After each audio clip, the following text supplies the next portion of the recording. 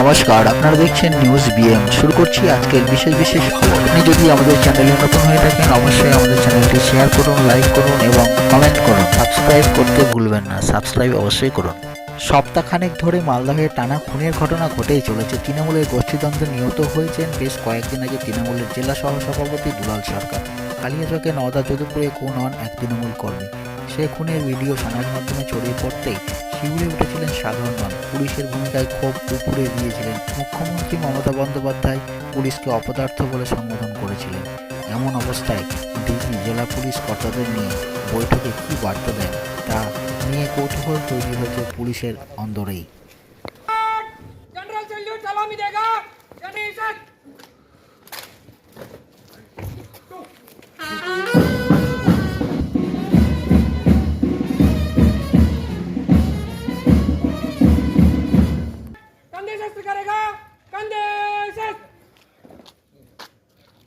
सम्मान गार्ड बाजू शस्त्र करेगा, बाजू शस्त्र।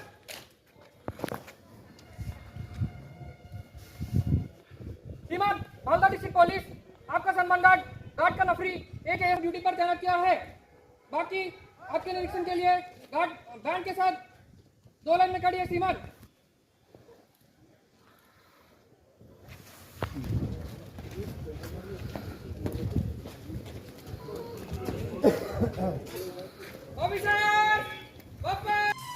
শুক্রবার মালদায় রাজ্য পুলিশের ডিজি রাজীব কুমারের সাথে দেখা করতে এলেন চৈতালি সরকার। নিহত কাউন্সিলরের স্ত্রী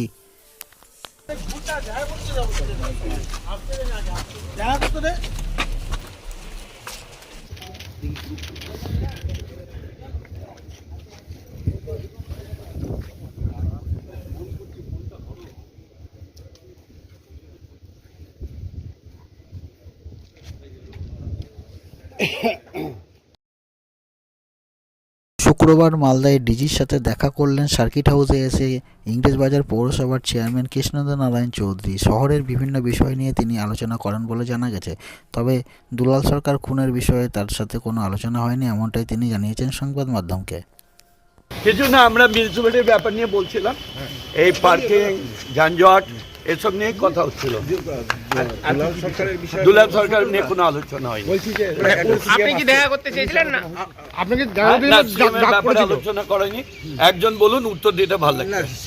আমি এসছি মূলত পৌরসভার যে যানজট, parking, others benefit, CC camera আরও বেশি লাগিয়ে দেওয়া শহরে, এইসব নিয়ে, কারণ উনি আইটিরও সেক্রেটারি, তো ন্যাচারালি আমি এগুলোই কথা বলতে এসছি। উনি সিরিয়াসলি বললেন আমি এগুলা করবো। মুখ্যমন্ত্রী সফর নিয়ে কোনো আলোচনা? না, কোনো আলোচনা নেই। মুখ্যমন্ত্রীর সফর আলাদা। উনি দেখা করতে চাইলেন না আপনি দেখা করতে চেয়েছিলেন? সেটা বলবো না।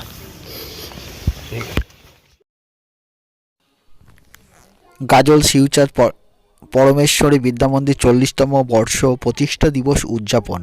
প্রদীপ প্রজ্বলনের মধ্য দিয়ে অনুষ্ঠানের শুভ সূচনা হয়। বিশেষ অতিথিদের বরণ করে নেওয়া হয় ফুলের তোড়া দিয়ে। এরপর বিভিন্ন নৃত্য পরিবেশন করেন ছাত্রছাত্রীরা। আলোচনা সভা হয়। স্কুলের ছাত্রছাত্রীদের বিজ্ঞান মডেল প্রদর্শনী হয়। বিশুদ্ধ পানীয় জলের জলাধার উদ্বোধন হয়। মালদা জেলা প্রাথমিক বিদ্যালয়ের চেয়ারম্যান বাসন্তী বর্মন ও গাজল পঞ্চায়েত সমিতির সভাপতি মোজাম্মেল হোসেন, মালদা জেলা পরিষদের সদস্য দীনেশ টুডু, সাগরিকা সরকার, বিদ্যালয়ের প্রধান শিক্ষক সুনীল কুমার মণ্ডল সহ অন্যান্যরা এই অনুষ্ঠানে উপস্থিত ছিলেন। গাজল শিউচাঁদ পরমেশ্বরী বিদ্যামন্দির 40তম বর্ষ বরণ উপলক্ষে দিনভর রয়েছে বিভিন্ন নৃত্য ও সাংস্কৃতিক অনুষ্ঠান।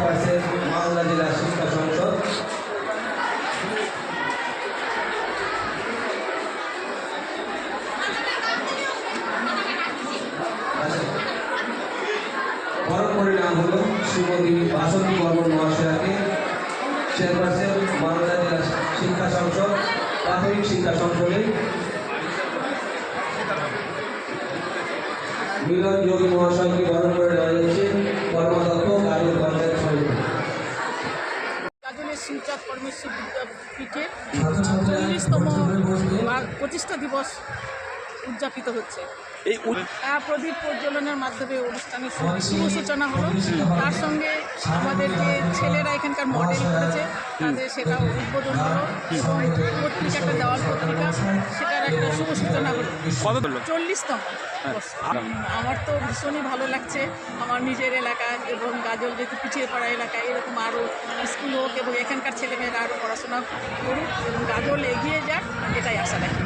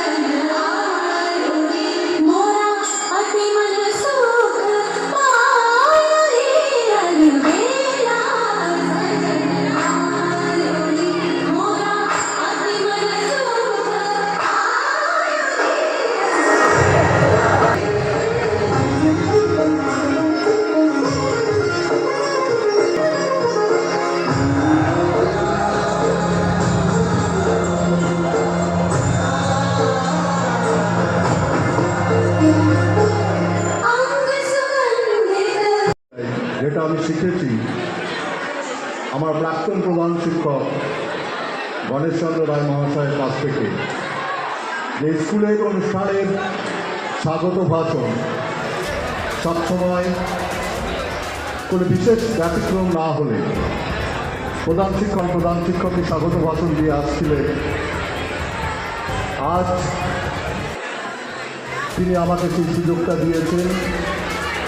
এই মাসের 31শে জানুয়ারি অর্থাৎ আজ থেকে আর 14 দিন পর আগামী শুক্রবার, তারপরের শুক্রবার আমার কর্মজীবনের অবসর। কিন্তু আমি আপনাদেরকে বলি, আমি তোমাদেরকেও বলছি যারা আমার ছাত্রছাত্রী আছো, এই বিদ্যালয় থেকে আমার 21 বছর বয়সে প্রবেশ করেছিলাম। যে বিদ্যালয়ের প্রত্যেকটি মাটির ধুলিকণা, প্রত্যেকটি ইট, কাঠ, পাথর, সিমেন্ট, বালু আমার প্রতিটি মজ্জায় মিশে আছে, সে বিদ্যালয় থেকে আমি কোনোদিনও অবসর নিতে পারবো না। হয়তো নিয়মিত আসতে পারবো না, কিন্তু এই বিদ্যালয় আমার মননে, আমার হৃদয়ে, আমার অস্থিতে, আমার রক্তে মিশে আছে। আজ থেকে ঠিক 39 বছর আগে গাজলে একটা অন্যরকম ঘটনা ঘটেছিল। যে মানুষগুলো শুধু রাজস্থান থেকে গাজলে এসেছিলেন ব্যবসা করার জন্য, যাদের পূর্বপুরুষরা এখানে দীর্ঘদিন ধরে ব্যবসার সাথে যুক্ত ছিলেন এবং সেই বংশ পরম্পরাকে বজায় রেখে যারা এখানে সকল গুরুজনদেরকে নিয়ে প্রতিবাদই করে থাকি। এবারও আমাদের অনুষ্ঠান অত্যন্ত ভালোভাবে আমরা শুরু করেছি। আজকের এই অনুষ্ঠান মঞ্চে আমাদের বিদ্যালয়ের প্রাক্তন প্রধান শিক্ষক আমার মাস্টারমশাই গণেশবাবু রয়েছে। আজকে এই আবেগঘন মুহূর্তে আমরা সত্যিই খুব অনুপ্রাণিত যে এত গুণীজন মানুষ আমাদের মূল্যবান সময়কে দিয়ে আমাদের বিদ্যালয়কে আজকে আলোচিত করছেন। স্বাগত ভাষণ দেওয়ার প্রধান শিক্ষক মহাশয় রয়েছে, এটা আমরা 2019 সাল থেকে করে আসছি। কিন্তু আমাদের এখানে আজকে একটা আবেগঘন মুহূর্তও রয়েছে, সেটা আমি একটু আপনাদেরকে উত্থাপন করি। সেটা হচ্ছে যে আমাদের গৌতমবাবু সহকারী প্রধান শিক্ষক মহাশয় 2019 সাল থেকে আমাকে আগলে রেখেছেন, কাঁধে কাঁধ মিলিয়ে এই দুটি মানুষ আমরা 5.5 বছর অতিক্রান্ত করলাম এবং বিদ্যালয়কে একটা অন্য মাত্রায় নিয়ে যাওয়ার চেষ্টা করেছি। তো আজকের এই স্বাগত ভাষণ আমি আমার সহকারী প্রধান শিক্ষক গৌতম ভট্টাচার্য মহাশয়কে তার মূল্যবান বক্তব্যের মাধ্যমে আজকের এই সম্ভাষণ বক্তব্য দেওয়ার জন্য অনুরোধ করছি। সামনে ঢুকতেই হবে রিপোর্টারদের এই একটা বড়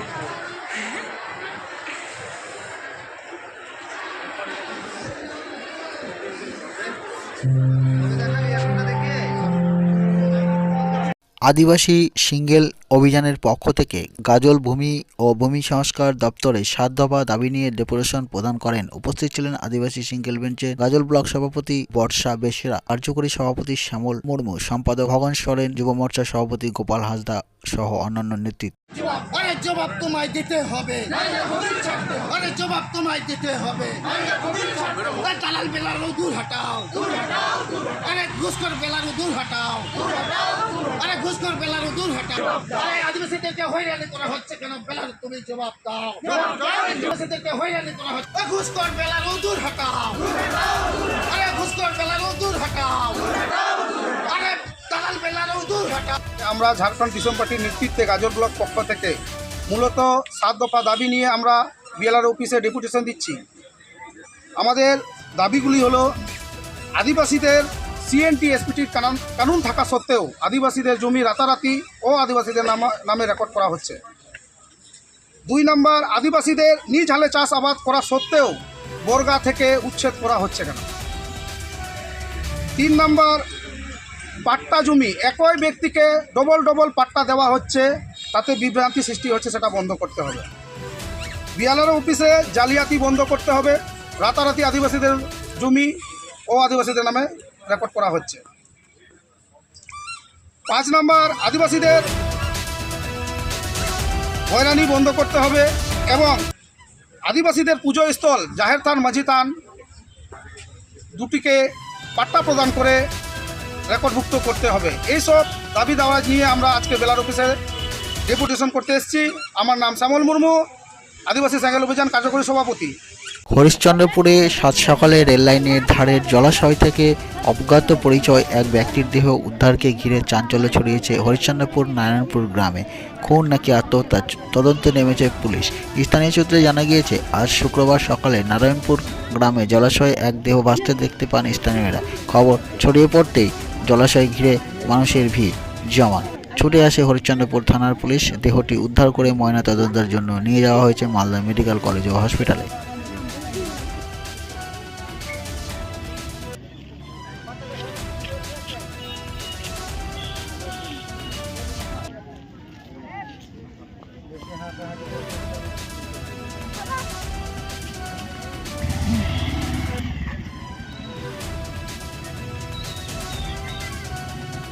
সকালে আমরা উঠে খবর পেলাম যে এরকম নারায়ণপুর মুনিতে একটা বডি ভাসছে। আমরা শুনে প্রথমে আতঙ্কিত, এসে আমরা দেখলাম এবং চেনার চেষ্টা করলাম, কিন্তু আমাদের অপরিচিত, আমরা কেউ চিনতে পারছি না এবং আমরা এটাকে নিয়ে আমরা আতঙ্কের মধ্যে রয়েছি। কোন জায়গাতে বডিটা পড়ে রয়েছে? এটা নারায়ণপুর মুনি এবং রেল ব্রিজ। কখন দেখতে পেলেন আপনারা? সকাল 8টা নাগাদ। চিনতে পেরেছেন কে সেই বা বাড়ি কোথায়? এখন পর্যন্ত চেনা যায়নি। পুলিশ কি ইনফর্ম করেছেন? হ্যাঁ, পুলিশকে ইনফর্ম করেছে, পুলিশ এসছে, ওনারা দেখছেন। আপনার নাম? আমার নাম তারিকুল ইসলাম, পরিচয়? হরিশ্চন্দ্রপুর গ্রাম পঞ্চায়েত সদস্য।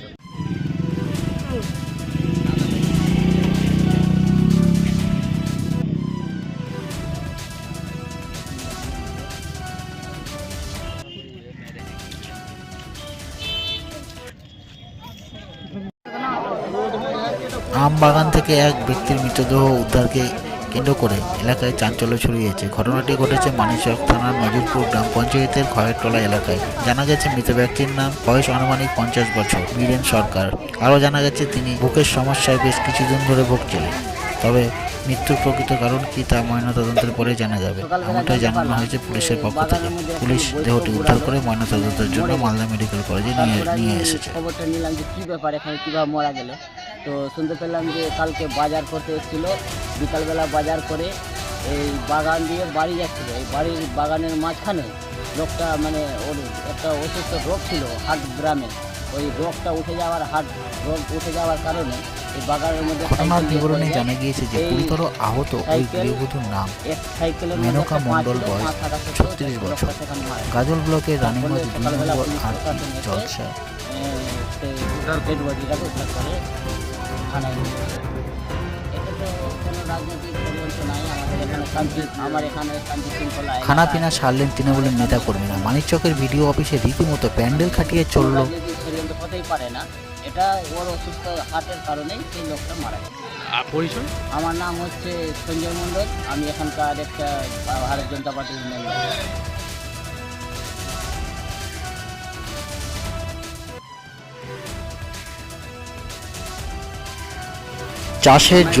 চাষের জমিতে ডেমো হিসেবে ড্রোনের প্রদর্শনী অনুষ্ঠিত হয় গাজলের আহরা এলাকায় কৃষি জমিতে। ড্রোনের মাধ্যমে কৃষকরা কিভাবে অল্প সময়ে স্বল্প খরচে জমিতে কীটনাশক, ভিটামিন ও যে কোনো খাদ্য ব্যবহার করতে পারেন এবং অল্প সময় অল্প জলে কীটনাশক দিয়ে কীভাবে ড্রোনের মাধ্যমে স্প্রে করা যায় সে বিষয়ে নিয়ে কৃষকদের জমিতে ডেমো হিসেবে ড্রোনের প্রদর্শনী অনুষ্ঠিত হয়।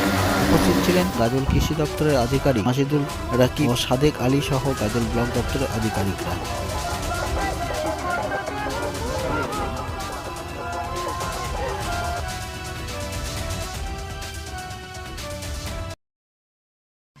কৃষ্ণপুর সোসাইটির মাধ্যমে আমরা ড্রোনের ডেমনস্ট্রেশন করলাম চাষিদের ফিল্ডে আহরা মৌজাতে। কেন বললাম যে চাষিদের এটা খুব দরকার, কেন চাষিদের সময়ের কীভাবে বাঁচানো যেতে পারে, কম সময়ে কীভাবে বেশি জমিতে স্প্রে করা যেতে পারে সেটা নিয়ে আজকে মূলত নিয়েছিল। তাছাড়াও আমাদের মূলত ছিল যে কম ওষুধ এবং কম জলে স্প্রে করা যাচ্ছে, যেটা মানে আমাদের 3 বিঘা জমিতে একবারে যদি 10 থেকে 12 ট্যাঙ্কি জল লাগে সেখানে এখানে 1 ট্যাঙ্কি জলে হয়ে যাচ্ছে এবং খুব কম সময়ে দ্রুত। ধরে নেন আমাদের 3 বিঘা জমি যদি স্প্রে করা যেতে পারে মোটামুটি 8 থেকে 10 ঘন্টা লাগবে, সেখানে এখানে মোটামুটি 15 মিনিটে হয়ে যাচ্ছে 3 বিঘা জমি এবং ওষুধের মাত্রাও খুব কম লাগছে। চাষিদেরও একটা হাইজেনিক সেফটিটাও পাচ্ছে। চাষিরা নিজে যখন স্প্রে করে চোখে মুখে বৃষ্টি অনেক লাগে, ঘোরা শরীর লাগে, যেটা চাষিদের অনেক ক্ষতি হয়, চাষিরা বুঝতে পারে না। সেখানে ড্রোনের মাধ্যমে স্প্রে করলে চাষিদের কোনো ক্ষতি হবে না, কেন যে ওই বসে থাকবে শুধু জাস্ট রিমোটের মাধ্যমে উঠবে, ওটা কোনো অসুবিধা হবে না। এই মোটামুটি যেটা আমরা জানতে পারলাম ওদের কাছ থেকে যে মোটামুটি 60-65 কিলোর ওজন আছে, সেখানে 10 লিটার ট্যাঙ্কি আছে জলে এবং এর লম্বা চওড়া 3 ফিট বাই 3 ফিট আছে এবং এটা নিতে গেলে সরকারি মাধ্যমে ভর্তুকির মাধ্যমে নিতে গেলে 8 লাখ টাকা দাম টোটাল, তার মধ্যে 50% সাবসিডি আছে। ভর্তুকি দিবে? ভর্তুকি দিবে, হ্যাঁ ভর্তুকি যদি নিতে যায় যারা বৃহৎ চাষি, আর যদি ক্ষুদ্র চাষি থাকে তাহলে ওরা SQS সোসাইটি যে আছে কৃষ্ণপুরে ওটা ভাড়া দেবে, বিঘা প্রতি 100 টাকা করে নেবে স্প্রে করার জন্য। তাহলে চাষিদের খুব অল্প টাকায় পেয়ে যাচ্ছে বা অল্প এবং ভবিষ্যতে পাচ্ছে এবং অল্প টাকায় পেয়ে যাচ্ছে, এটা সহজলভ্য হচ্ছে। মাসিদুল রাকিব, সহকৃষি অধিকর্তা, গাজল ব্লক। মালদার গাজলে বাজ পড়ে মৃত এক কৃষকের পরিবারের হাতে 2 লক্ষ টাকার আর্থিক সাহায্য করল গাজল ব্লক প্রশাসন। বৃহস্পতিবার বেলা 2টো নাগাদ মৃত কৃষকের স্ত্রী রেণুকা সরকারের হাতে 2 লক্ষ টাকার চেক তুলে দেওয়া হয়। উপস্থিত ছিলেন গাজল পঞ্চায়েত সমিতির সভাপতি, বিপর্যয় ব্যবস্থা ও মোকাবিলা দপ্তরের, অসামরিক প্রতিরক্ষা দপ্তরের গাজলের আধিকারিক সৌরভ দত্ত সহ অন্যান্যরা। হচ্ছে রেণুকা সরকার, আমার বাড়ি হচ্ছে গৌরসাহার। কি ঘটেছিল? চাষের জমিতে বাজ পড়ে মারা যায়। যিনি মারা যান কে হন উনি? আমার হাসবেন্ড। সেটা 8/11/2024 কে অ্যাপ্লিকেশন করেছিলাম, ব্লক থেকে 2 লক্ষ টাকার চেক পেলাম। আজকে দেওয়া হচ্ছে সেটা বলে? আজকে দেওয়া হলো 2 লাখ। অসংখ্য ধন্যবাদ। পঞ্চায়েত ব্লক দপ্তর থেকে সভাপতিকে ধন্যবাদ, ব্লক থেকে অসংখ্য ধন্যবাদ, মাননীয় মুখ্যমন্ত্রী অসংখ্য ধন্যবাদ। আপনার নাম? আমার নাম রেণুকা সরকার।